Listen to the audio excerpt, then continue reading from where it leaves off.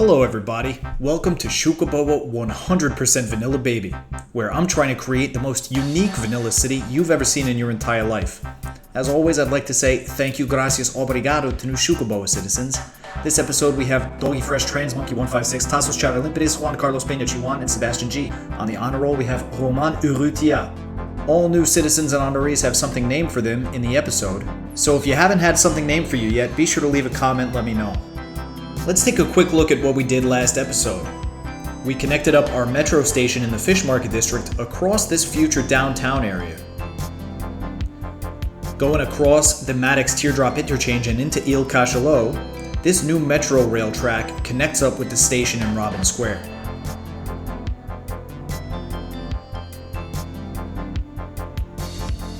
We also added the tall radio mast, this plastics factory, and a geothermal power plant.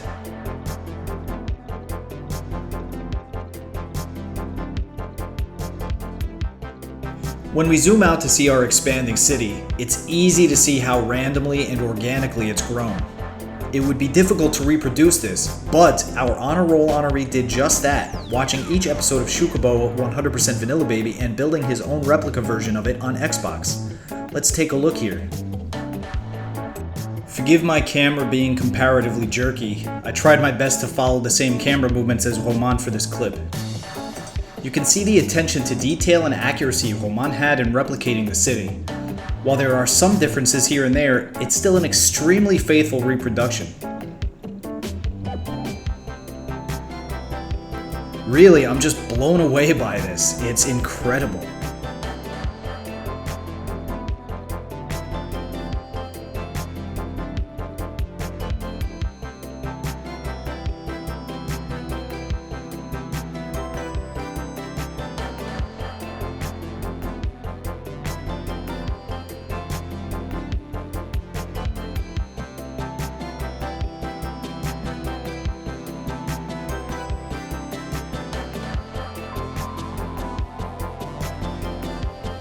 Over here at the Milkshake Refinery, Roman opted for a functional cargo hub instead of a decorative oil tanker dock, but I think it looks great. Honestly, I'm speechless every time I look at this. I recommend to everybody watching, rewind this and watch it again, just to appreciate how great it is. Roman, I think I speak for everybody when I say that was awesome. Over here in Sunset Beach, we have your Hotel Roman, but now in honor of your outstanding work, I'm going to rename Robin Square to Roman Square. I hope you like that. Thank you again for that amazing work. We'll take care of some historical building work in Roman Square real quick. And now let's begin a small project over here in the inlet between Sunset Beach and the Bruno B Bridge.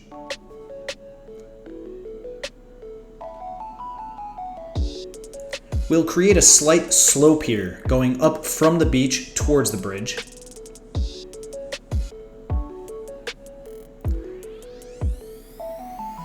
Play around with the edges a little bit, fill in that spot so it's not such a sharp angled cliff next to the roadway. On this end, we'll dip the land down a bit, and then we'll unpause the simulation to let the water sort itself out.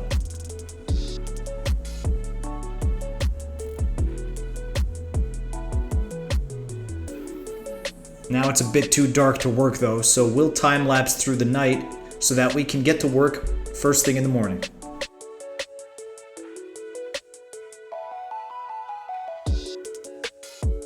I love watching the Luna and Pebbles clock tower go during a time lapse. It's just a nice thing to see.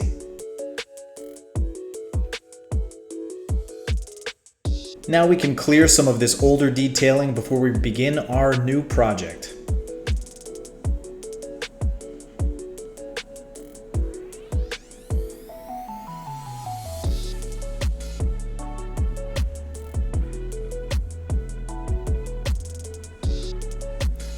Over in this spot we made, we'll place down a marina.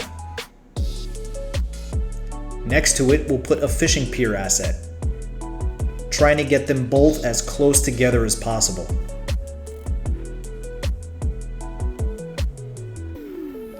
This marina will be our first named building for the episode, and we'll name it the Doggy Fresh Marina.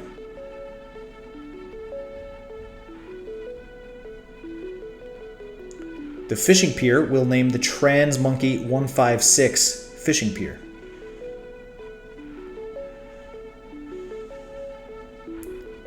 Now we can add a little bit of path in front of these assets and draw out our gravel road next to it.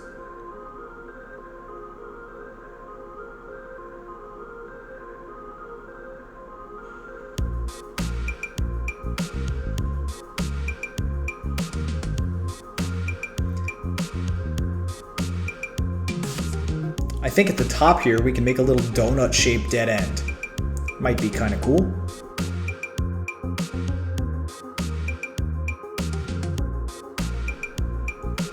To add a pedestrian connection, we'll try to get this nature reserve path in at a tight angle in this spot here by the crosswalk. We'll have to rework it in a few times because of texture clipping and weird angles and things like that.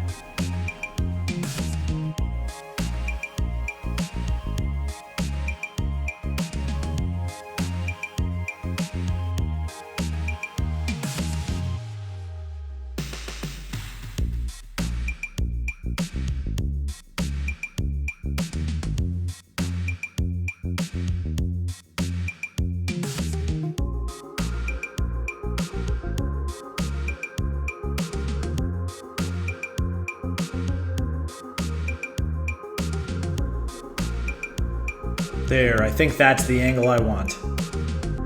Let's put up some fencing here for safety, and I think this path will be good.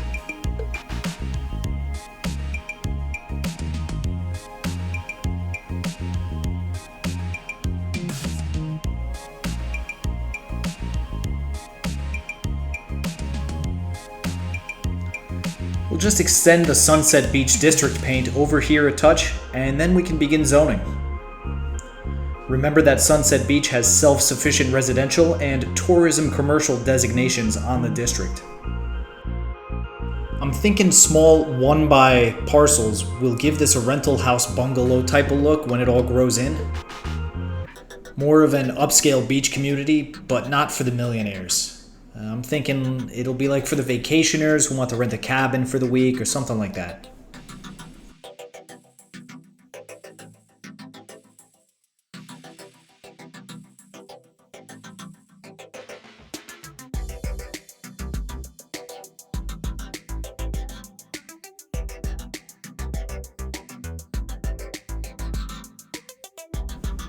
Let's do another time lapse through the night.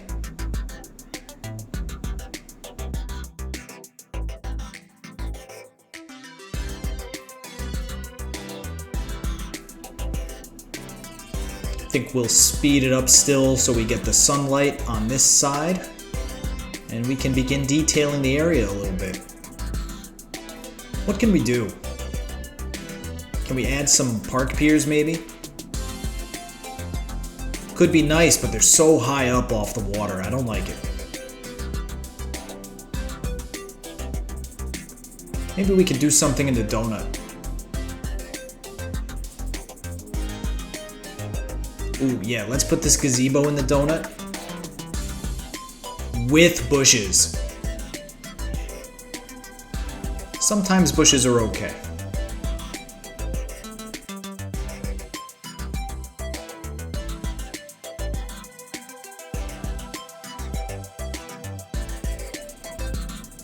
Now we can start adding in our tropical jungle trees and vegetation.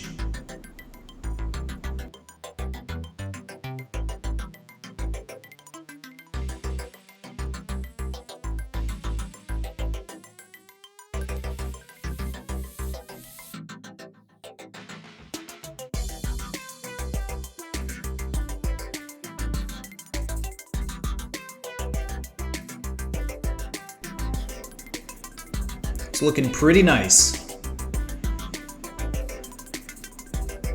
I gotta admit, it bothers me how I can't get the marina any lower to the water, so it looks like boaters have to get into a ladder to climb down to their boats. But that's the best we can do without any mods, so we'll have to live with it.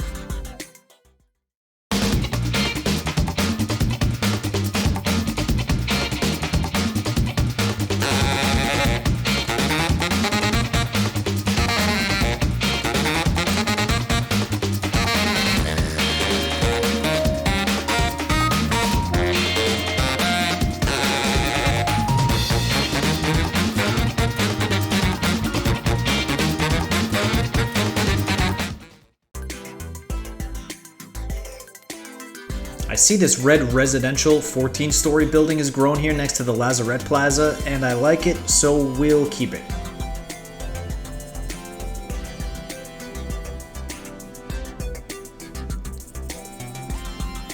Just out of curiosity's sake, I'm going to enact the electric cars policy in Sunset Beach.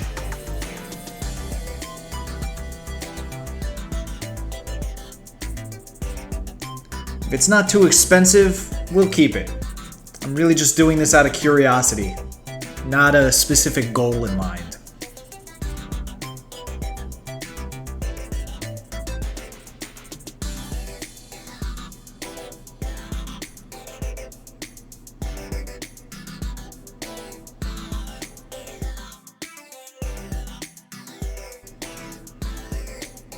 I guess the vehicles haven't changed yet though, that probably takes a little bit of time.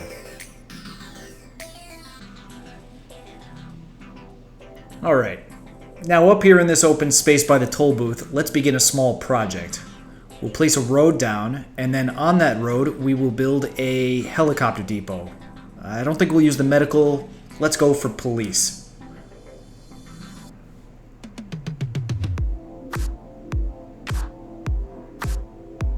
There we go.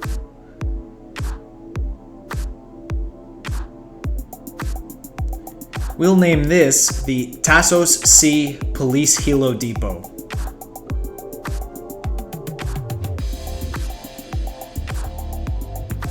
Now we'll play around a little bit to get the road connected up in a way that works for us.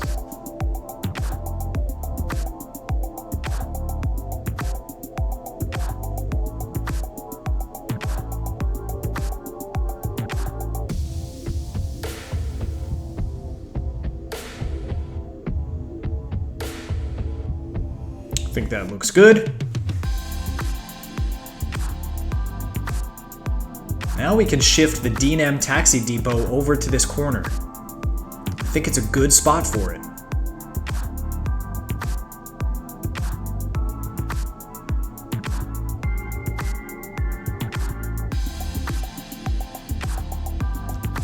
Now we can quickly add some trees and vegetation to the area near this helicopter depot in a way that I hope does not impede helicopter safety.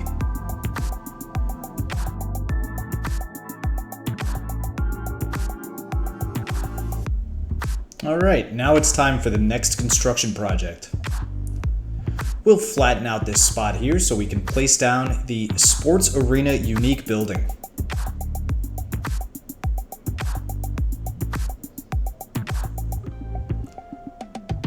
We'll name this the Juan CPC Arena.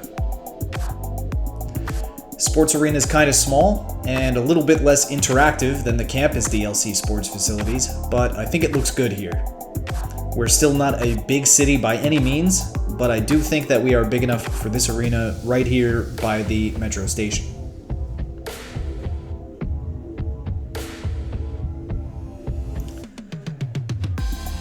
On the side here, instead of just spawning parking lots, I'll place down this unique drive-in restaurant. And we'll name this the Sebastian G Drive-In.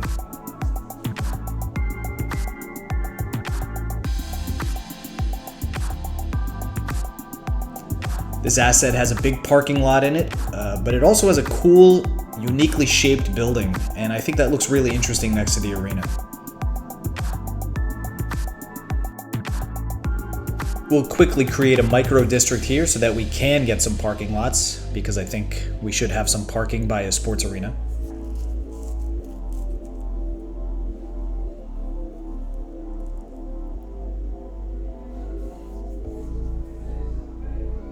And now that we have two, let's just add a few palm trees for some very light detailing.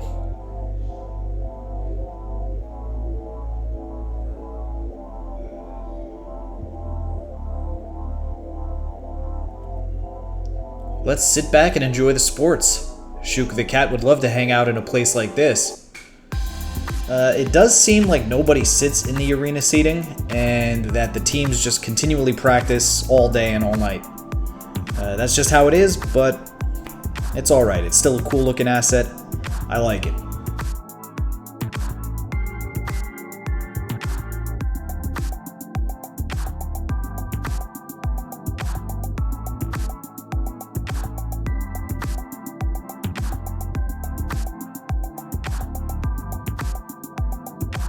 We'll quickly detail this gap by the retaining wall.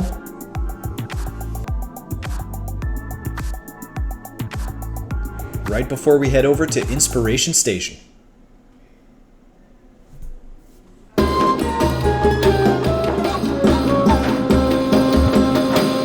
Welcome to Inspiration Station, also known as Google Earth. Let's zoom down in on the city where I live, Lisbon, Portugal. So last weekend, my girlfriend and I took the ferry over here in Belém, across the Tejo River, and over to Trafaria. That's this nice little town right here. We had some lunch and decided to walk a couple of kilometers over to the beach at Cova de Vapor. So we were walking and we take this path, and then we quickly noticed we were in a shantytown. Like a real slum. Maybe because we're new here, we didn't know about it, but I was under the impression that there weren't slums like this in major European cities. It was kind of a surprise.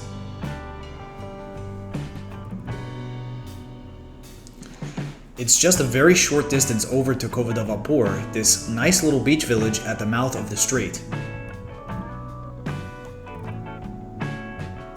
And you see over here, there are these nice buildings with pools and stuff, and then just a couple hundred meters away is the shantytown called Segundo Torrão. When we got back home, I tried to look up information on it, but it's hard to find. So I looked up many different slums in the world. Here is the original favela of Rio de Janeiro, the Morro da Providência. Brazil is well known for having favelas in its cities, which are these extremely dense areas of makeshift housing, often built on steep hills. There are a variety of factors that lead to the development of favelas and slums in different cities. This one, for example, was founded by homeless soldiers, freed slaves, and poor migrants over 120 years ago. More recent favelas in Brazil were created during periods of rural flight to urban centers. The relationship between cities and their favelas in Brazil is fraught, to say the least, but they are a part of the society. Unlike in the city of Dubai, playground of the world's most wealthy, many people admire the impressive and rapid development of this very modern city. It's as if they're playing city skylines with unlimited money and all milestones unlocked. But the reality is that the wealthy haven't built the city. They use extremely poor migrant laborers that are kept out of sight in slums like Sonapur, where tourists are never allowed to visit and photography is prohibited. These laborers have their passports confiscated by their employers and are forced to work in extreme conditions while being kept in endless poverty. This is a part of Dubai that you're not supposed to see. Some cities have slums like you couldn't imagine. This slum of Makoko in Lagos, Nigeria is made of shacks built on stilts that extend into the lagoon. Some call it the Venice of Africa, but it is constantly at risk of being demolished by the city. In places like Port-au-Prince, Haiti, there are many slums like La Saline, wedged into the industrial port area. The people of Haiti are regularly dealt natural disasters on top of social strife, and these communities often see large losses of life in these times. It's even more densely packed in the slums of Manila. You can see here the slums are packed tightly on both sides of the port.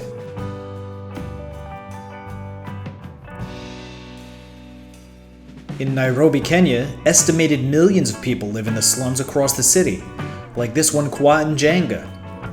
Nairobi is the center of UN Habitat, the United Nations agency whose mission is to promote a better quality of life for all in an urbanizing world. In South Africa, townships such as Vrygrond, outside of Cape Town, exist on the outskirts of practically every city. These underdeveloped neighborhoods were used for segregating non-whites until the apartheid era came to an end. They remain very poor and are plagued with crime. Some places are extremely filled with slums, like Caracas, Venezuela, where the barrios were built following rural flight during the oil boom of the 50s and has worsened since the economic collapse. Now 93% of the country's population lives in urban centers, and in Caracas, 2/3 live in slums. Other major global cities, like Mumbai, India, also have huge rates of slum habitation. This city is one of the wealthiest and most developed in India, but huge population density in a limited geographic area means about 6.5 million people live in slums across this city. The slum of Dharavi is considered the largest slum in all of Asia and was the setting for the film Slumdog Millionaire. I've included links in the description to some sources of information I've checked out. It's really heartbreaking to see how many people in the world live in such desperate conditions. There are few, if any, services such as clean water, sanitation, let alone healthcare. And in such poor areas, crime is often the most attractive option for having anything better. Millions of people live in slums and do their best to survive and raise their families with hardly any security for the future. For me, one of the most fascinating aspects of this game is how I've developed a heightened acumen for my urban environment. I'm noticing things that I've never noticed before that were always right in front of me. Things as simple as a crosswalk, for example. But I also think this game can cause many of us to imagine building a city where there are no social issues to grapple with, no history, no consequences. We see our traffic drop from 99% to 98%, and we demolish an entire neighborhood to build a new interchange. So, I'm going to be building a slum in Xucaboa. It's not my intention to glorify or fetishize slums, but really just to acknowledge that they exist in many cities for so many different reasons. They are multifaceted subcultures filled with real people with real needs, yet we tend to overlook them or treat them with shame, fear, and disgust. So, for whatever this is worth, I'm gonna build this. It's not specifically social commentary on my part, but I tell you, walking through that shantytown the other day was a real reminder for me. Probably none of you who play this game live in slums, but I know for a fact that many of my subscribers come from cities that have them. So this is just something to think about and keep in mind. For my Xucaboa slum, I'm going to build it in this area that I didn't know what to do with last episode. It's near an industrial location, a bridge, and a partially sunken metro track. Probably not a candidate for upscale housing, so I can imagine that a slum would develop here. I'll be using some 1x1 low density zoning for some of the buildings. If If you look here, there are two assets that can spawn, and this one on the right is really out of scale with everything else in the game. The doors and windows are about half the size of every other door and window that you find. But it doesn't look like an improvised house, unlike the other asset, which is a simple shack, so we'll opt to use that. We'll speed through and mark these buildings historical as they spawn. At night, I find I can still easily do this by having the green pyramid selected, using it like night vision. This feature can only be done on PC though. On console you can't do things like that while the button is selected.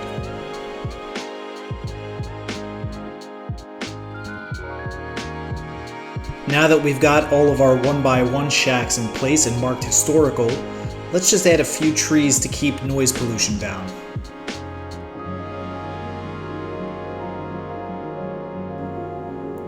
So with custom assets and props, while using mods like Move It and procedural objects, you can create extremely lifelike and realistic slums where the buildings are stacked right up on top of each other. In vanilla, the closest method I've found to replicating that technique is by using a few different park props in a very specific way. Watch how I'm going to use some of these park props and take advantage of their ability to overlap with each other and the houses to make it appear as though they are improvised structures. Now there aren't too many options for you to use, but if you take your time and use what's available, you can come up with a variety of different designs that look real enough. Of course, if you zoom in too closely, you'll notice that these are just repeating park props. But in vanilla, this can still look pretty convincing from most angles. With this first section of the slum, I'll do it at a speed that you can follow along with. Afterwards, I'll time-lapse the video because it does take a long time to complete. I won't explain any more here because you can observe the process yourself. If you try something like this in your own city, it'll take lots of patience and trial and error to get a look that you're satisfied with. If you use mods like Move It, you can do a similar process with almost any structure or prop.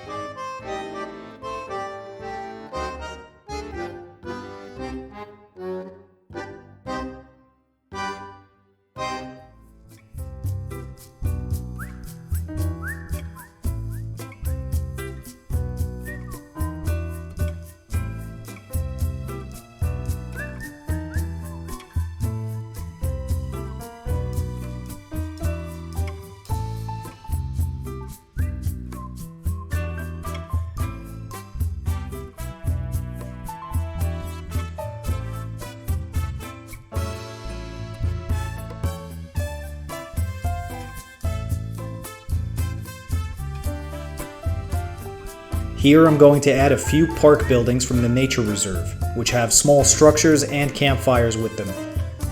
I'll also include some tents too.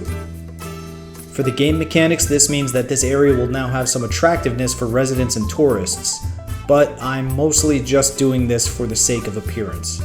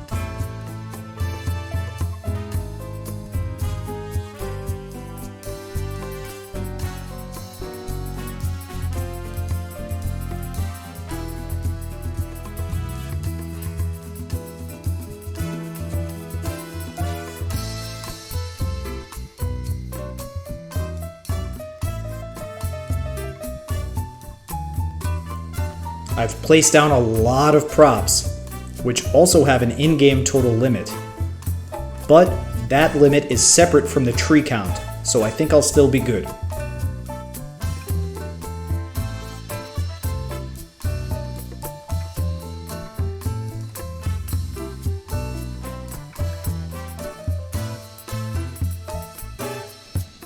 After all that time lapse, let's take a break and check out this episode's YouTube box.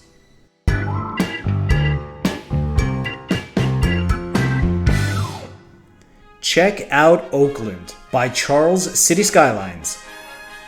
It's a modded North American build, created with a superior attention to detail and aesthetics.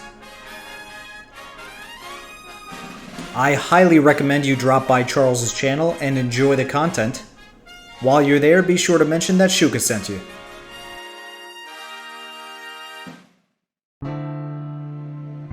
So, I see that one of our parking lots abandoned while we were building our slum. That's okay, we'll just rebuild something here.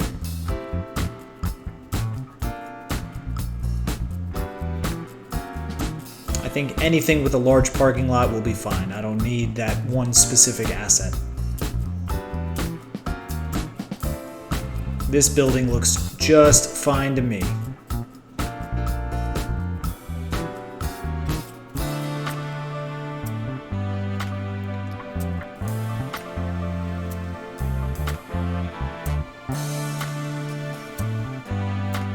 Let's take a quick tour of what we built in this episode. We've got our upscale, low-density row of beach cabins and their marina and pier.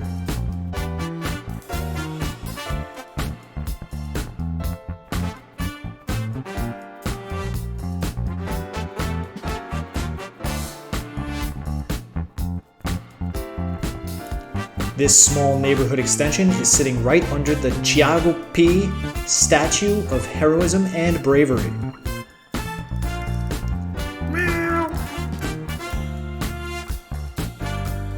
Up by the roundabout and the toll booth, we have a new police helicopter depot, and we relocated the taxi depot.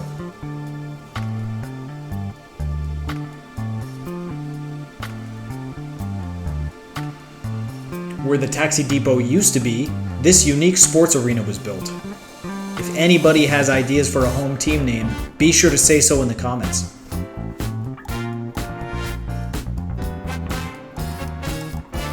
Just across the tracks, we have our vanilla slum, which is absolutely more for form than function.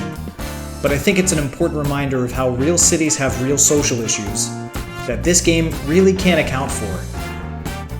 It's nice to escape from reality a bit, but many people don't have that luxury, and I don't want to pretend that they don't exist.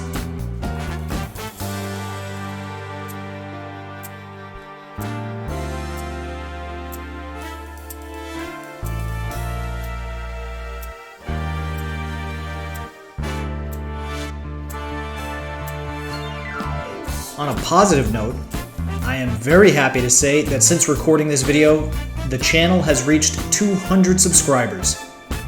I think my next video will have to be a special episode like the 100 subscribers special. Thank you everyone for watching. I truly appreciate it and love reading your comments. This has been Xucaboa 100% Vanilla Baby, episode number 31, and I will see you next time.